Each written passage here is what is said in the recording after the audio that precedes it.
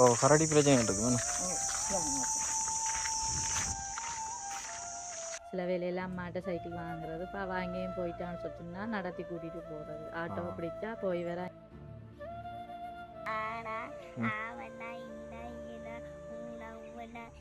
மாதம் 6000 ரூபா கட்டணும். மாதம் 6000. கஷ்டம் இயலாது கட்டி. கரடிகள் ஜானைகள் பிளங்குற ஒரு இடத்துல தான் நாங்களும் இப்போ இருக்கிறோம். எனக்கு நிற்கவே பயமாக இருக்குது. அக்கா அவரை சொல்லிட்டா அந்த இதில் தான் கரடி நின்றுன்னு சொல்லி கரண்ட் வசதி இல்லைண்ணா இங்கே. இல்லை குப்பி விழாக்கு தான், இரவு விழாக்கும் இல்லை.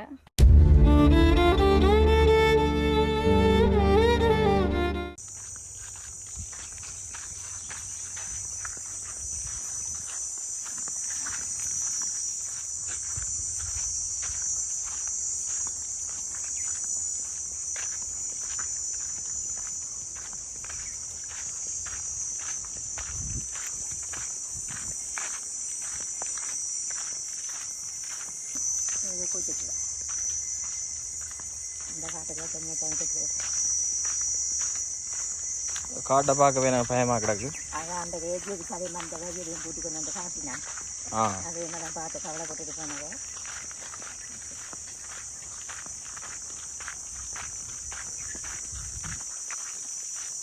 இதுக்கு ஜான பிரச்சனைகள் இல்லையோ? யானை இதோட வெளியிட வீட்டை விட்டு வளர்க்க விட்டு வெளியிடாது முட்டத்துக்கு. யானையும் கரடியும் மோசம். ஓ கரடி பிரச்சனைகள் இருக்கு. யானை மோசம்.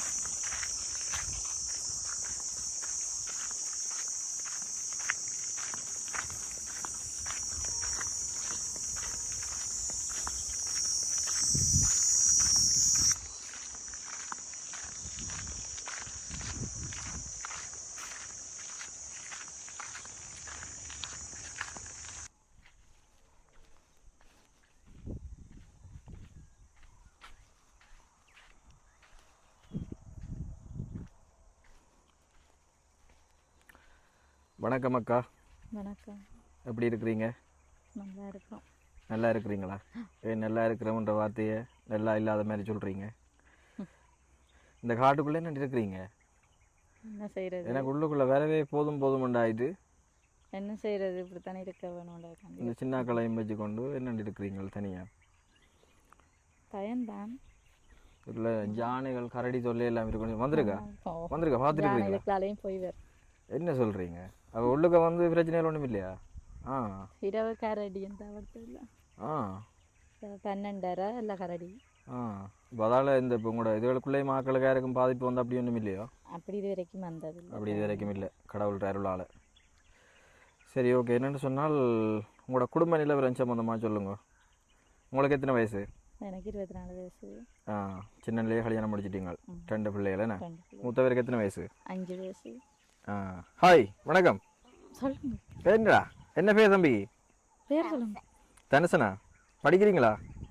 பள்ளிக்கூடம் போகிறீங்களா? எங்கே பள்ளிக்கூடம் போகிறது? முதலாம் ஆமாண்டா நர்சரியா? சொல்லுங்க. ஆனால் என்ன தெரியுமா? எங்கே இருக்க சொல்லுங்க.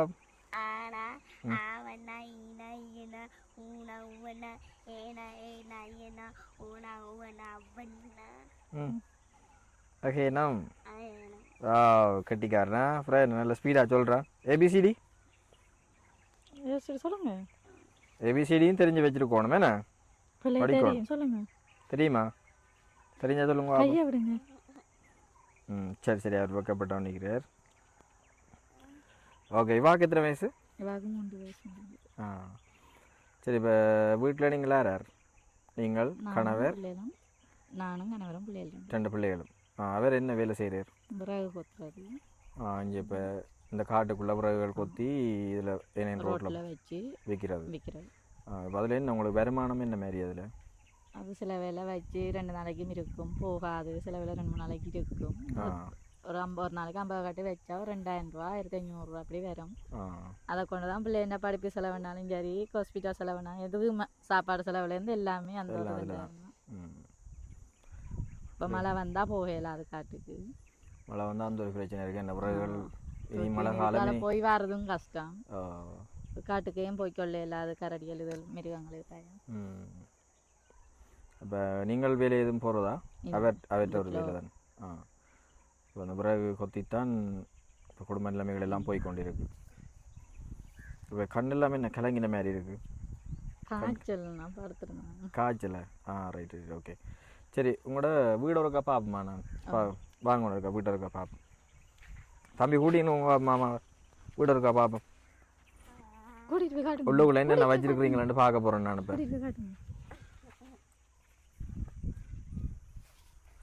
கரண்ட் வசதி இல்லைண்ணா இங்கே. இல்லை குப்பி விளாக்கு தான் இரவு விளாக்கும் இல்லை. இது என்ன உங்களோட கிச்சனா? ஆமாம். இதான் வீடு பாருங்க. இப்படி ஒரு வீட்டை நீங்கள் பார்த்துருக்க மாட்டீங்க. இதை விட மோசமான வீடுகளும் இருக்குது இலங்கையில். இலங்கையில் எங்களோட இடத்துலையே இருக்குது. இப்படியும் கஷ்டப்பட்டு கொண்டிருக்கணும் இந்த பிள்ளைகளோட. இது இப்போதான் வீடெல்லாம் அரிக்கப்படுத்தினான். இப்போதான் நம்ம லோன் ஒன்று எடுத்துத்தான் அதுவும் தாரம் வண்டி நிலத்துக்கு ஒரு பேக் சீமந்து வண்டி தூளா வந்து இல்லாட்டி முதல் ஃபுல்லாக சுற்றி எல்லாம் கிடுக்கு தான் மேய்ஞ்சிருப்பேன். நாங்கள் சின்ன கொட்டிலும் தான் இல்லை அரவாசி கொட்டில் தான் இருந்தது. அதுக்குள்ள தான் இருந்தாங்க இவ்வளோ காலம். அதுக்குள்ள தான் இருந்தேன். அதான் பிறகு ஒரு கொட்டுக்குள்ளும் திருப்பி வேண்டித்தான் வீட்டை கொஞ்சம் அரிக்கப்படுத்தி தாரம் கொஞ்சம் வேண்டி லோனும் எடுக்கல. இல்லை இப்போதான் எடுத்தேன் நான். அது அம்மா எடுத்த லோனில் 50,000 வேண்டித்தான். அதில் இருந்து இதுகள் வேண்டியிருந்தா கட்டி கொண்டிருக்கோம். இப்போ தான் 2 கட்டு கட்டி இருக்கு.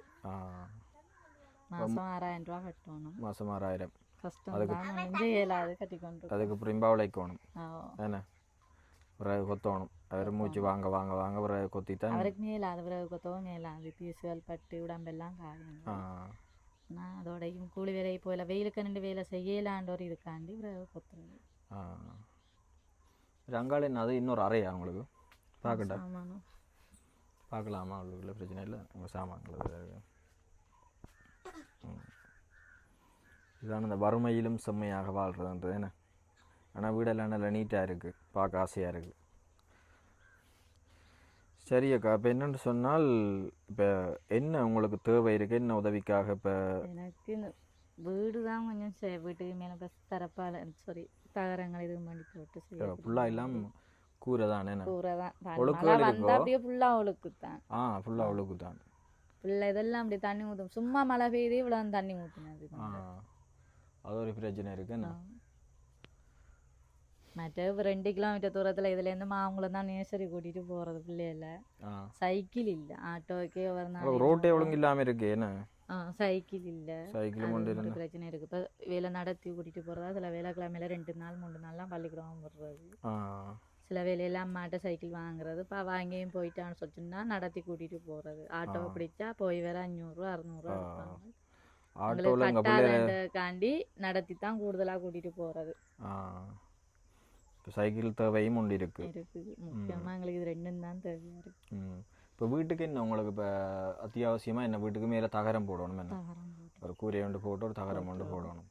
தகரம் போட்டு மற்றது சைட்டுக்கு ஒரு விரவாசி கண்டாலும் சுவர் வச்சு விட்டால் உங்களுக்கு ஒரு பிரயோசனமாக இருக்கும். என்ன சைட்டுக்கு தூணை போட்டு அப்படின்னா இன்னும் பிரயோசனமாக இருக்குது. இப்போ அதை உங்களுக்கு செஞ்சு தந்தால் பெரிய உதவியாக இருக்கும். இந்த மலைக்கு முன்னுக்கு மலைக்கு முதலே செய்து தந்தால் பெரிய ஒரு உதவியாக இருக்குது.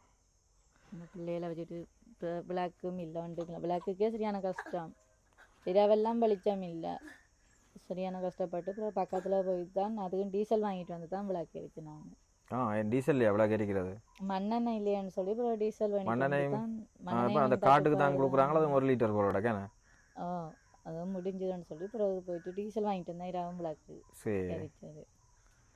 சாப்பாடுகளுக்கு எல்லாம் என்ன செய்யறது? அப்போ இன்றைக்கு என்ன சாப்பிட்டு நீங்கள் மத்தியானம்? சோறு சுத்தம் போடக்கூடாது. கீரைங்க ஆச்சு முருக்கங்காய் குழம்பு வச்சுனாங்க. அப்போ அவர் வந்து என்ன சாப்பிட்டுட்டு இப்போ திருப்பி அடுத்த கிட்ட பிறகு குத்துறதுக்கு போயிட்டு. ஹலோ, என்னவா நித்திர வரையில் இருக்கிறா அவரோட? என்ன பேர் அவாக்கு? திலாக்ஷனா. சரி, அப்போ உங்களுக்கு அத்தியாவசியமாக இந்த தேவை தான் இருக்குது என்னக்கா? சரி, உங்களோட வீட்டை முருக்கா சுற்றி பார்த்துருவோம் என்ன கண்டிஷனில் இருக்குன்னு சொல்லி.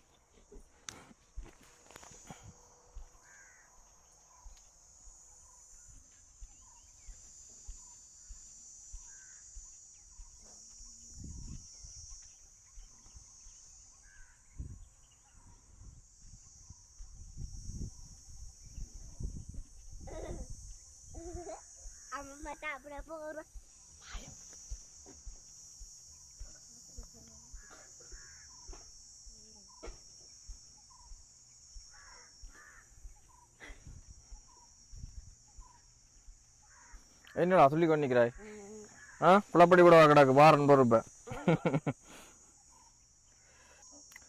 ரைட். வணக்கம் உறவுகளே, வன்னி நண்பன் யூடியூப் தளமூடாக வந்து மற்றும் ஒரு காணொலியில் வந்து சந்திப்பதில் வந்து மகிழ்ச்சி. அதன்படி இன்றைக்கு பார்த்தீங்கன்னு சொன்னால் நாங்கள் முல்லைத்தீவு மாவட்டத்தில் இருக்கக்கூடிய மாங்குளம் என்ற பகுதிக்கு தான் வந்திருக்கிறோம். ஏற்கனவே நாங்கள் இது 4வது விட இன்றைய தினம் இங்கே வருகை வந்திருக்கிறோம். குறிப்பாக ஒரு காட்டுக்குள்ளே ஒரு குச்சி ஒழுங்கைகளால் வந்து கரடிகள் யானைகள் பிளங்குற ஒரு இடத்துல தான் நாங்களும் இப்போ இருக்கிறோம். எனக்கு நிற்கவே பயமாக இருக்குது. அக்கா அவரை சொல்லிட்டா அந்த இதில் தான் கரடி நின்றுன்னு சொல்லி, அம்மா அவரை சொல்லிட்டா அதுக்குள்ள யானை தண்டவாட்டுக்கு வாக்கிங் போகிறேன் வேறு சொல்லிட்டா.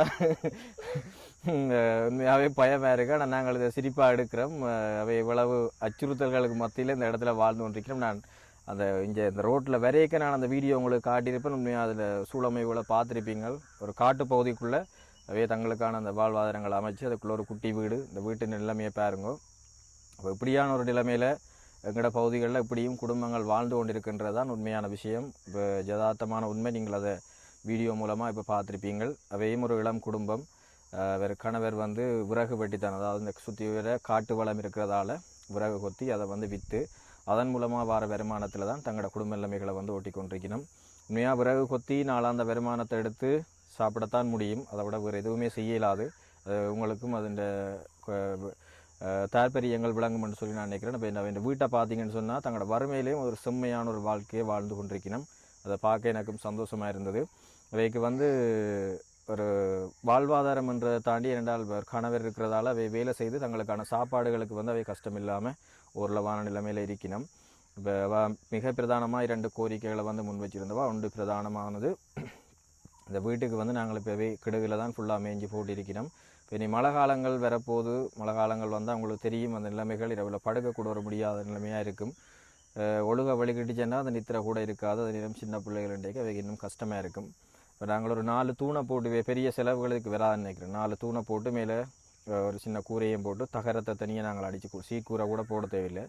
சீட்டும் போடுறனாலும் போடலாம். அது எங்களுக்கு வார நிதி கிடைப்பினவுகளை பொறுத்து போட்டு கொடுத்துட்டு அந்த சைட்டுகளுக்கு வந்து ஃபுல்லாக சுவர் வைக்காட்டியும் பரவாயில்ல. ஒரு 4 வரி கண்டாலும் சுவரை வச்சு விட்டால் இந்த தகரத்தாவே மேலே போட்டு அதை அட்ஜஸ்ட் பண்ணி ஒரு ஒரு ஒரு சீரான ஒரு வாழ்க்கையை வந்து வாழக்கூடிய மாதிரி இருக்கும். இதுக்கு அவ்வளோ பெரிய செலவும் இருக்காதுன்னு சொல்லி நான் நினைக்கிறேன்.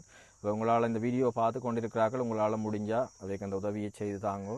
அதை நாங்கள் திருப்திகரமாக இந்த மழைக்கு முதல் நாங்கள் நேரத்துக்கு செய்து கொடுக்கக்கூடிய மாதிரி இருக்கும்ன்றதான் என்னுடைய தயவான வேண்டுகோள். அதை விட 2வதாக மிக முக்கியமாக இன்னொரு வேண்டுகோளையும் வச்சுருந்தவா, இந்த காட்டு பகுதிக்குள்ளே இருக்கிறோம். இந்த பிள்ளைகளை பள்ளிக்கூடம் கொண்டு போய் வாரதுன்றதும் அவைக்கு ஒரு பெரிய கஷ்டம்.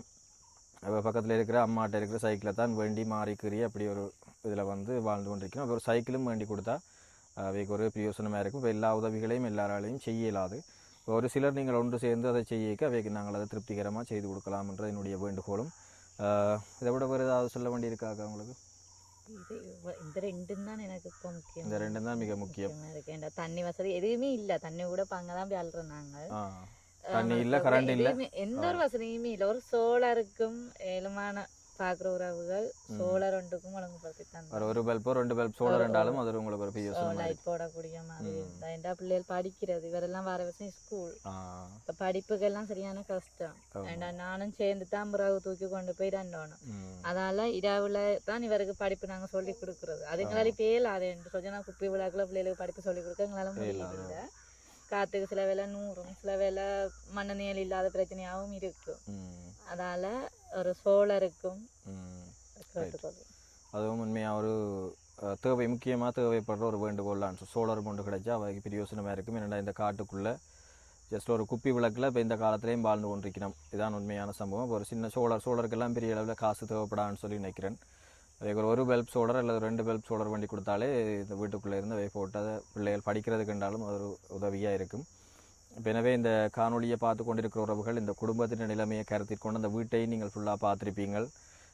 இப்படியான ஒரு நிலைமையில் உண்மையாக கஷ்டப்பட்டு கொண்டிருக்கிறோம். நிறைய குடும்பங்கள் நாங்கள் வீட்டு வசதிகளோடு சில பேர் கஷ்டப்பட்டு கொண்டிருக்கிறத பார்த்துமே வீடு கூட அத்தியாவசியம். ஒரு காட்டுக்குள்ளே இருக்கிறோம், கரண்ட் இல்லை, தண்ணி இல்லை, மற்ற என்ன டாய்லெட் வசதிகளும் இல்லை, ஒன்றும் இல்லை. எந்த ஒரு வசதி ஜஸ்ட் ஒரு வீடுன்ற பேருக்கு ஒரு கொட்டில் ஒன்று இருக்கு. அந்த கொட்டிலுக்குள்ள மனிதர்கள்ன்ற இதில் நீங்கள் இருக்கிறீங்க. அவ்வளோதான் உங்களோட வாழ்க்கை. என்ற நிலை இல்லாத வாழ்க்கை தன்மையை பாருங்க. இதை விட நான் நிறைய சொல்ல வேண்டியதில்லை. எந்த விதமான வசதிகளுமே இல்லை.